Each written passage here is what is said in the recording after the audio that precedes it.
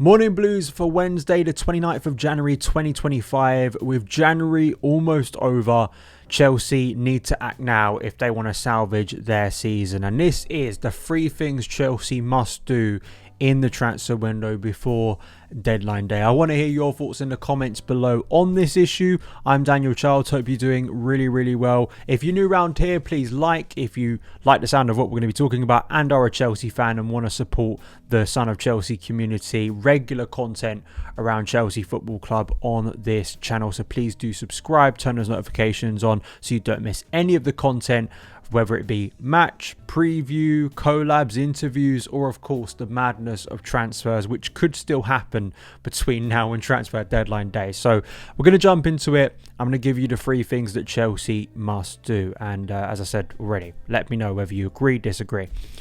The first thing is pretty obvious. Sign a striker. Chelsea desperately need to sign a striker before transfer deadline day. It is the most glaring one of, I think, arguably, yes, there's another area, but this is an area that has been overlooked by this sporting director ownership for some time now. Nicholas Jackson, I still think, has been a net positive for Chelsea. I do think he's been a more positive than negative signing. I can't look at his numbers last season and say that was a bad first season at Chelsea. Even this season, he's had a really terrible month, but I don't think I'm going to be writing him off and he can never be a good player for Chelsea. I still have seen enough to make me think, still as a young developing striker, he could grow into something better. But it's undeniable that at the current moment we sit here, Chelsea are not only lacking goals but a presence up top, and just clearly Nicholas Jackson needs some help. He needs some competition. We need actual rotational options and depth options that are quality, that Maresca can look to the bench and actually use, or just to be able to rotate and to give us a different option, maybe an attack that we don't currently have. The most obvious name for me is John Duran, a player I spoke about, and whether it happens or not, I do think Duran is the best option, just in my opinion. I think if I just looking at his numbers, 7 goals already this season with only 626 minutes in the Premier League played. Only started 4 games for Aston Villa. He very much has been the second choice behind Ollie Watkins, and it's clear he wants to make a move. Some rumours that maybe he wants to move to Saudi, but with Chelsea's ongoing negotiations regarding Joao Felix and Axel Disasi potentially going to Villa, those could be sweeteners for a potential Duran deal. And it's not like Chelsea haven't looked at this player before. We were heavily linked to him not only last January but also in the summer.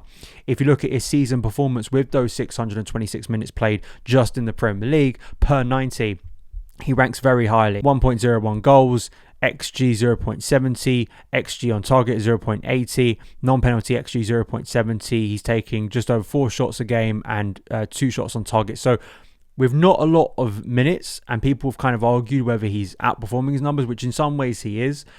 I think actually when you look at his all-round game, there's evidence here that this guy could explode and could get even better if he's given a starting role. I think he's got the physique. I think he's got the build that Chelsea don't really have as a front man, and maybe fits more what Enzo Maresca is actually looking for as a centre forward. And the great thing about Jackson is you could play Jackson on off the left, which he has already done in his career at Chelsea and also at Villarreal. So the idea both of these players couldn't play at the same time, I think, is a little bit silly.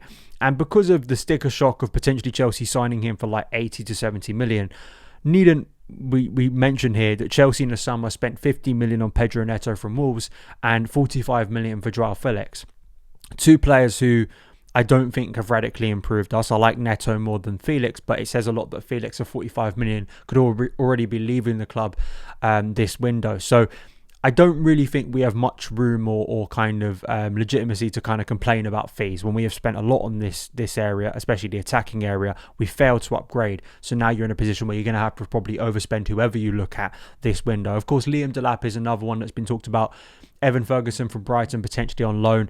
But I just think Duran would be a bit more of a needle mover and actually a serious commitment and sign from the club. They actually want to improve the squad, which I think is kind of a big thing. Matisse Tell, sure, but he kind of falls into a similar bracket of a young player who could become something. I think Chelsea need And Durant isn't experienced in the sense that he's like 28, but he is someone that has played in the Premier League and is, I think, bang in form at the moment. And I just think would fit into what they want to do, but also would be an objective, good football move at the moment for Chelsea. So I think they need to act seriously, and maybe if they can get out Felix and Disasi, make that move a possibility. And I think it could potentially give Chelsea a massive boost for the rest of the season.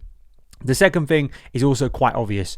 Recall either Andre Santos or Leslie Ugochukwu. Chelsea have barely any central midfield depth. It's a really problem area for Chelsea that they intentionally, like many others, decided to make weaker in the summer when we sold our best midfielder, Conor Gallagher, to Atletico Madrid. I think Chelsea are paying for that now with the lack of not only depth, but just our ability out of possession. Conor did so much great work off the ball, and I think we've seriously lacked that also on the ball. But Santos has done amazing at Strasbourg this year. If you look at his numbers, 7 goals already this season from 18 starts, just under 1,600 minutes played, 0.19 in terms of XG. In terms of an attacking output, he is one of the best in Ligue 1. And from, I guess it's 2 options here. Either you're looking at a more progressive, offensive box-to-box midfielder in Andre Santos, or Leslie Ugochukwu, who's obviously been on loan at Southampton, for a more defensive-minded midfielder. I think either or, there is legitimate argument for it. I think Santos as a talent definitely has more hype around him and probably more potential to actually impact things in an exciting way, and I think will be a big part of Chelsea's future, hopefully. Ugochukwu, I think, could be a decent option, rotational option. Enzo and Caicedo are being asked to play basically all the minutes at the moment. Kinley Dewsbury Hall hasn't been a serious signing. Cesare Casadei will probably, after a long wait, will be off this month as well. So in central midfield, and obviously the mess of Connie Chukwuemeka, who I think we should be using. But this is where we are. Chelsea need a central midfielder. If they fail to address this area, I think they're asking for big problems. But also when you factor in that Romeo Lavia cannot stay fit for more than a couple of weeks. So simply, if you want to be a serious squad, if you want to be a serious club, if you want to give Enzo Maresca the options to actually make a serious fight of it for Champions League football, you need better options in central midfield. And I think either recalling Andre Santos or Leslie Ugochukwu is the obvious option. The final thing today, I was going to maybe talk about selling players or keeping players or getting rid of the sporting directors, which I still passionately believe in.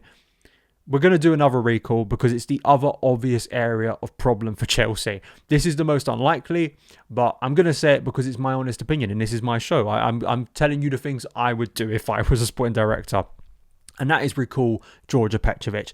Another self-inflicted wound that Chelsea decided in the summer was to get rid of their first choice keeper from last year, who was better already than Robert Sanchez, and decide to make Robert Sanchez their first choice goalkeeper. I said this extensively in the summer. I've said it since. It doesn't make sense. It's hurt Chelsea, and obviously this was really brought to the fore and made so obvious and abundantly clear in the past 2 games, but we knew Sanchez's flaws already.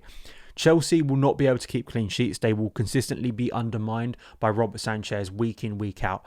I am not sit here telling you that Georgia Petrovic is the long-term solution, is the greatest goalkeeper ever seen at Chelsea. He's to the level of Petr Cech or Thibaut Courtois. You know, he's even to the level at the best of, say Edouard Mendy. But I think he was more positive than negative last year. He, despite what everyone tells me is really bad on the ball, was never as dodgy as Robert Sanchez is on the ball. Didn't flap as much as Robert Sanchez. Didn't make so stupid decisions on a number of occasions. He was a competent, at times safe pair of hands. And actually, if you want to talk about the logic of a young player getting better if you give them time, Petrovic was always that player over Robert Sanchez. And I just think, again, to be a serious club, you need to have at least competent options. Now, I still think in the summer, Chelsea are probably going to have to seriously address this area and are probably going to have to spend more than they want. But that is the position they've put themselves in, so I don't have much sympathy on that. We need to seriously get a good goalkeeper. And what you do right now, I think will, again, impact us for the rest of the season. I think you are taking a huge risk if you remain trusting and believe in Robert Sanchez, because you're just asking for more devastating errors that are going to cost you, that are going to make you look even more incompetent, and I don't think he's even helping the player at this point, whose confidence is probably getting more shot by the week because he simply isn't good enough. So I know this is an unlikely one, but I don't see us spending 80 million or 70 million or 60 million on a new striker and then also buying a new goalkeeper between now and deadline day. It's just not going to happen. So the only option you have to rectify that area is to recall either Kepa Arrizabalaga or Georgia Petrovic. And I know there's been some revisionism over Kepa. No, Georgia Petrovic is the one you should be bringing back from Strasbourg, and maybe to sweeten the deal, you send Sanchez the other way. maybe, but that's kind of my belief. So those are the three things I would do. I think the first two are realistic. I think they are doable. I think it's unlikely Petrovic returns, and even if there's a possibility for him to return, it may be a loan without a recall. That is also something we have to factor in with Santos and Nugochukwu. Have they not made that deal a possibility because the recall isn't there? However, what I would say is the initial briefing around Trevor Chalobah made it seem from favoured media outlets that there was no recall clause, and then literally within hours we found out, yes, there absolutely was a recall clause, and Chelsea used it, capitalised on it, and I think that was a good decision this month. So I don't know, we'll have to wait and see on that, whether there is or not, but I think these are the three things that are quite obvious at the moment. I think it's sad that probably only one of them is going to happen, but that's where Chelsea are, and I think these are the things that need to happen between now and deadline day to give us a better chance of having a strong second half of the season. Because this season is not unsalvageable in terms of top four, in terms of the FA Cup, in terms of course, the Europa Conference League, which Chelsea absolutely need to win because they are outstanding favourites. So those are my thoughts. Please let me know yours in the comments below. Have a great rest of your day, and I will see you again very soon. All the best.